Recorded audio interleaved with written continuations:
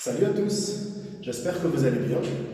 Donc 7e vidéo, aujourd'hui nous allons jouer un petit peu du berimbau, cet arc musical que voici. Donc voilà, pour ceux qui ne savent pas encore en jouer, qui ont un berimbau à la maison, qui ne savent pas l'armer, on va pouvoir justement vous montrer tout ça, comment l'armer, comment le préparer, et puis comment jouer les premières notes. Et puis pour ceux qui savent déjà un petit peu en jouer, eh ben, on va travailler sur des tocs un peu plus avancés, que vous puissiez apprendre à la maison aussi à jouer ces tocs, et vous préparer pour en jouer dans la roda di capoeira. Je vous montrerai aussi éventuellement des manières de toquer qui permettront d'avoir un meilleur son, de faire ressortir un peu plus le son du berimbau. Et aussi on fera un petit chant tout en jouant du berimbau parce que c'est important de pouvoir chanter tout en jouant. Ok? Voilà, prenez vos berimbau, c'est parti aujourd'hui, atelier musical. On y va. Alors la première chose qu'on va faire pour l'armer, c'est de prendre la ficelle qui est ici. Donc on l'a mis. On va prendre la ficelle comme ceci, voilà, je montre bien. Là, je tiens le berimbau ouvert avec le bois dans une main et la lame, le fil de fer dans l'autre main. Voilà, comme ceci. Et je vais passer ensuite le bois au niveau de l'intérieur de mon pied gauche. Ça, c'est une méthode, il existe plusieurs méthodes. C'est la méthode la plus répandue. Donc, bois au niveau du pied gauche, passez la jambe droite par-dessus et vous allez insister un petit peu avec votre poids ici pour faire un petit peu de masse sur le bois, pas trop fort pour ne pas le casser, mais on essaie de s'asseoir un petit peu sur le berimbau. Alors, je suis ici, vous puissiez bien voir. Ensuite, je vais venir changer de main. Cette fois-ci, je prends le bois avec la main gauche et je tiens le fil de fer, donc la rame avec la main droite. Je vais placer le fil de fer, la lame, dans les encoches qui sont situées sur le cuir, qui protègent donc le bois. Je la place et je passe ensuite en faisant des petits tours. Je tiens bien la rame. Je vais saisir bien mon bois ici, la rame, avec ma main gauche, et faire de petits tours avec la ficelle. Donc, à chaque fois que je fais un tour, j'appuie avec ma main dessus, de manière à éviter que ça se défasse, que le nœud se défasse. Et puis à la fin, je crée une petite boucle, un petit nœud, pour pouvoir l'armer. Je serre, et voilà. Alors, je vais vous montrer d'un peu plus près cette petite boucle, vous voyez. Donc là, j'ai simplement passé la ficelle en dessous du tour précédent, et du coup, ça permet de pouvoir faire ce petit nœud. Alors après, par précaution, je peux faire un deuxième nœud. Je vais vous le refaire pour vous le montrer, le deuxième nœud ici. Je passe la ficelle derrière, voilà. Et là, je vais passer mon fil à l'intérieur, comme ceci. Voilà, ça fait une petite boucle, et je serre ici. Voilà. Arrivé ici, je tapote un petit peu. Et tadam! Voilà, le berimbau est armé. J'ai le bois qui est prêt.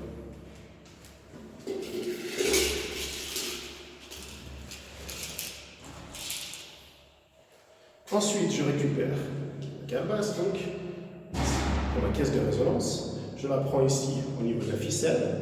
Et je vais le mettre au niveau du pied du berimbau, comme ceci. En saisissant ici le bois, je vais l'installer tranquillement pour ensuite obtenir ma note. Donc je fais un test avec mon bois ici. Je vais voir si le son est correct. Là, ça s'apparente à un medj, un berimbau. Voilà, avec la tonalité moyenne. Voilà, et on est bon. Donc là, on est prêt pour jouer du berimbau. Je le tiens comme ceci, avec le petit doigt, vous voyez. Donc là, je passe le petit doigt sous la ficelle. Mes trois doigts vont se mettre ici pour le saisir. Et mon pouce ici pour le maintenir. Voilà comment je tiens le berimbau. Peut-être une vue d'étrange pour que vous puissiez voir. Ça rappelle un peu le téléphone, vous voyez. Mais c'est un peu ça le principe. Voilà donc pour mon berimbau. Et maintenant, je vais rajouter les accessoires pour pouvoir en jouer, en l'occurrence la baguette, le cachichi et tout ce qui va avec.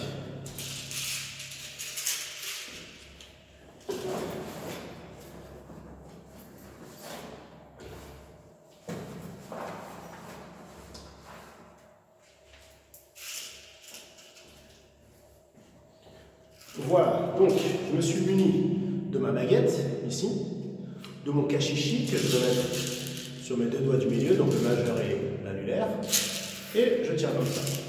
Ensuite, troisième élément ici accessoire, j'ai la pierre, vous voyez, pedra, que que je vais tenir ici avec mon pouce lorsque je tiens le berimbau. Donc, petit doigt, les deux doigts ici, et le pouce et l'index vont tenir la pierre. Voilà ce que ça donne en termes de maintien. Regardez-le bien sous différents angles. Vous puissiez bien identifier comment ça se tient. Puis après, je vais passer la calebasse sur mon ventre, sur mon nombril, comme ceci, et voir si je peux tenir à l'équilibre. Je peux marcher comme ça, voir si j'arrive à tenir à l'équilibre, s'il est bien stable. C'est un bon exercice. Je peux aussi pencher en avant éventuellement, voir si j'arrive à le maintenir. Pencher sur le côté, c'est un peu moins facile. Ce sont des exercices qui vont vous permettre de travailler sur le maintien du berimbau, l'équilibre, que vous pouvez faire à la maison. Voilà. Donc maintenant on arrive à la première note. Alors, ce que je vais faire ici, je vais soulever la pierre et ne plus au contact du fil de fer. Et je vais taper simplement avec ma baguette comme ceci.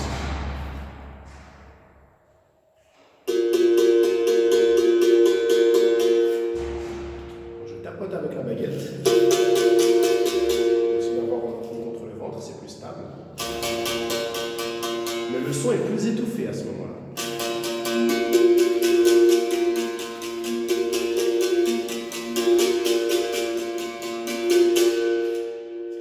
Deuxième note, plus aiguë cette fois, je vais placer au contact du fil de fer, donc la pierre, et jouer avec ma baguette.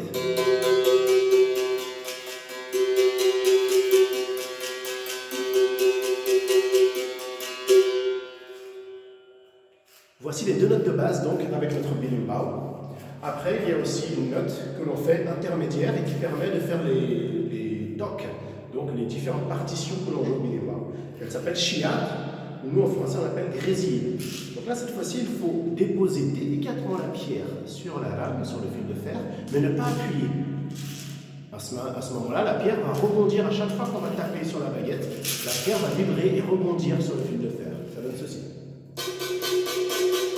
En général, en chiad, on le fait lorsque la calebasse est au contact du ventre, pour ne pas que le son soit désagréable. Entraînez-vous à cette toque. Chiad. Puis ensuite le grave. Retirez la pierre. Et puis l'aigu. Et le chiad. Et vous pouvez ensuite faire des variations et essayer de commencer à jouer les différentes notes. Grave, aigu, chiad. Grave, aigu, chiad. Voilà pour les trois notes de base, et puis après on a toutes les variations, les déclinaisons possibles en fonction de la distance de la calebasse par rapport à votre ventre, en fonction de l'intensité avec laquelle vous allez frapper et le rythme que vous allez donner. Donc voilà, maintenant on va pouvoir commencer une première toque. Alors je vous propose de faire cet exercice préalable qui va vous aider ensuite à faire toutes les toques de capoeira. On va essayer de faire la toque grave, aiguë, et de les alterner de manière assez distincte. Donc ça va donner ça.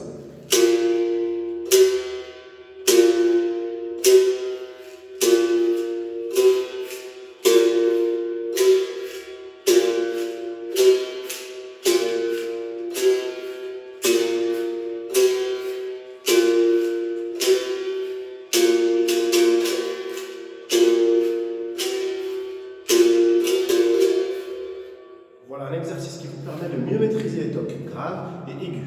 Pensez bien à bien fouetter avec votre baguette sur le fil de fer, sur la lame, de manière à ce que le son sorte bien. Si je fais ça, on n'entend rien, ça va pas. Il faut vraiment frapper dessus.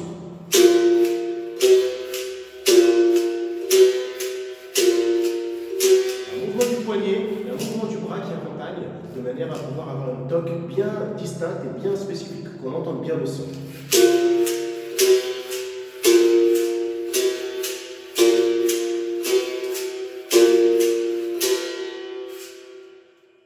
Ok, alors maintenant nous allons faire la toque de Angola, une première toque qu'on peut apprendre et qui permet d'arriver à tenir son berimbau et jouer une première toque assez facilement. Donc on va commencer comme ceci. La partition va s'écrire à l'écran, vous allez la voir écrite au-dessus de moi ici quand je vais faire l'édition. Et donc ça va donner ceci.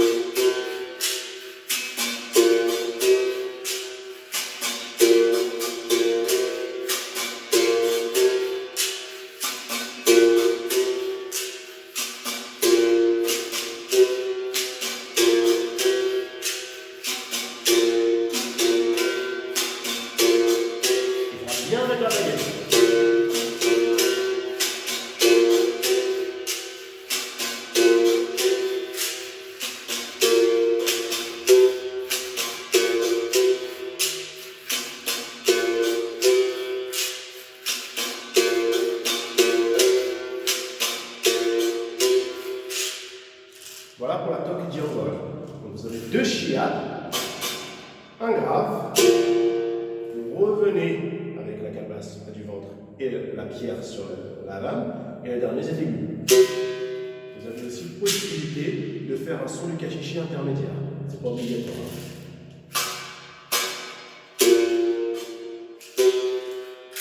À la place du cachichi, on peut aussi taper en bas. Certains font comme ceci.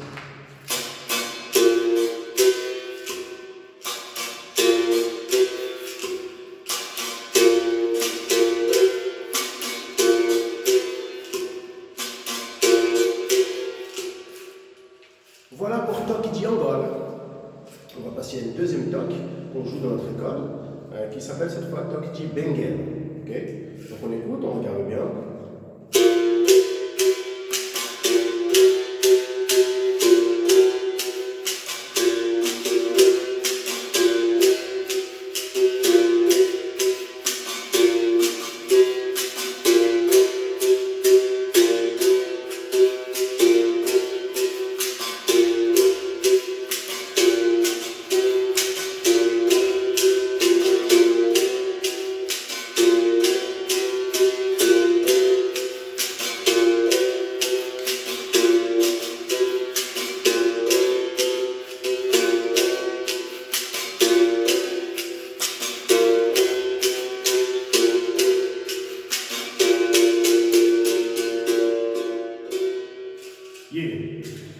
Alors, toque du benguel, cette fois-ci nous avons deux chiads encore,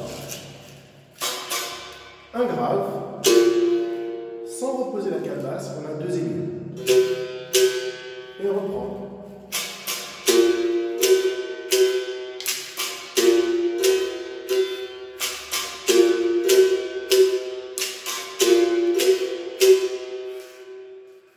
Voilà pour la toque du benguel. On va continuer avec le troisième toque, cette fois-ci, Samba do Grande, la régionale. Et donc, ça donne ceci en rythmique.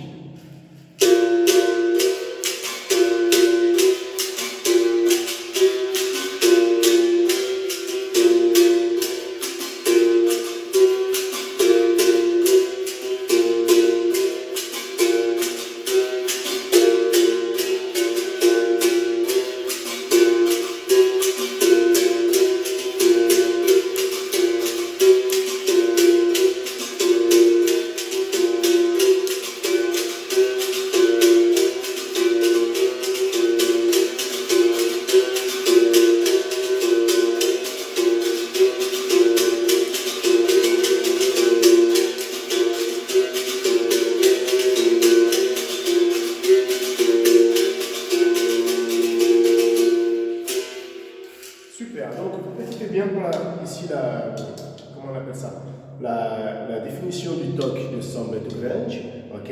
Donc si je la décortique un petit peu, cela donne ça, deux chiads, deux graves et un aigu.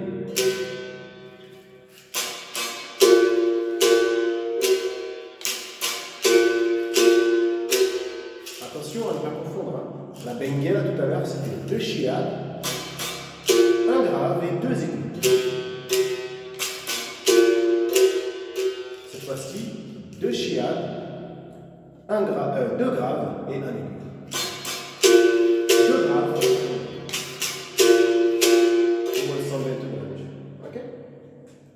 Voilà, donc pour les trois premières toques. Pour ceux qui maîtrisent déjà un petit peu, on va faire d'autres toques un petit peu plus spécifiques. Par exemple, nous avons la toque de Yule. Écoutez bien ce toque.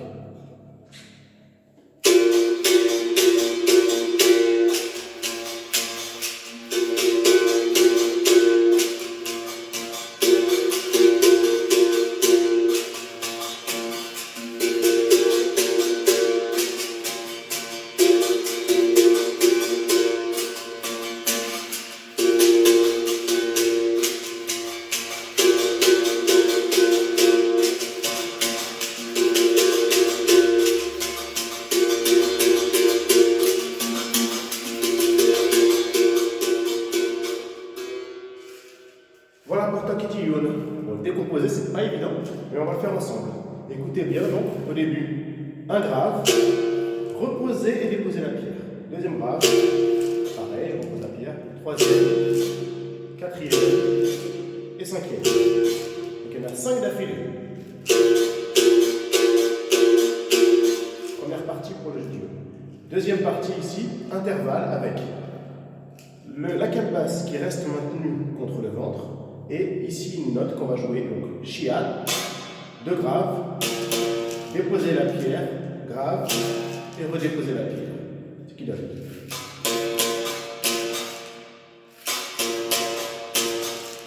Chiad, 2 graves, déposer la pierre, 1 grave, reposer la pierre.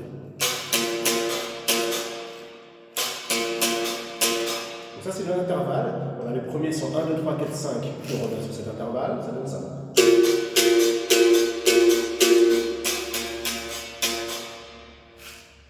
Ensuite, nous avons la partie où nous allons décoller progressivement la cale basse avec ces notes. Donc 1, 2, 3, 4, 5, coller avec la pierre, grave, coller, grave, coller. 1, 2, 3, 4, 5, 6, 7. 1, 2, 3, 4, 5, 6, 7. Troisième partie donc, et on revient sur l'intervalle. Chiad, 2 graves, poser la pierre, grave, poser la pierre.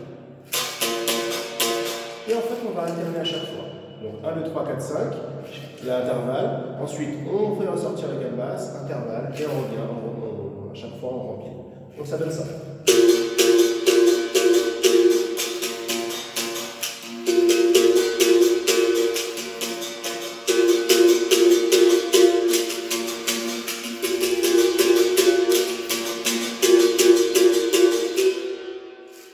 Pas évidente celle-là, mais avec beaucoup de travail et la persévérance, on y arrive. Okay, donc ça, c'est bien aussi si on peut le faire ensemble. On en jouera après le confinement pour que vous puissiez bien apprendre votre yun, pour corriger et nettoyer les notes. On va finir avec une dernière toque qui s'utilise aussi, qui est assez intéressante. C'est la toque de Santa Maria.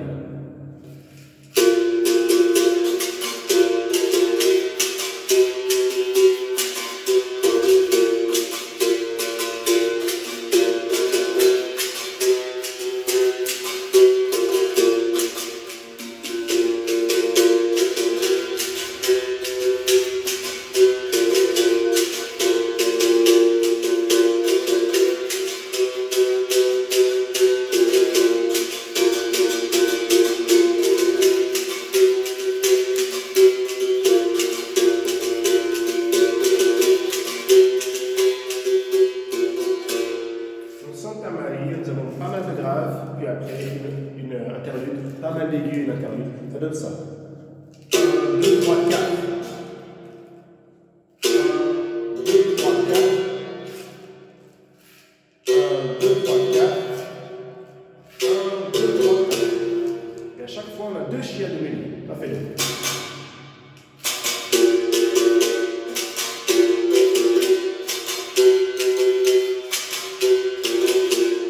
Je compte 4. 4 graves, puis grave aigu, puis 4 aigus, puis aigu grave, aigu grave.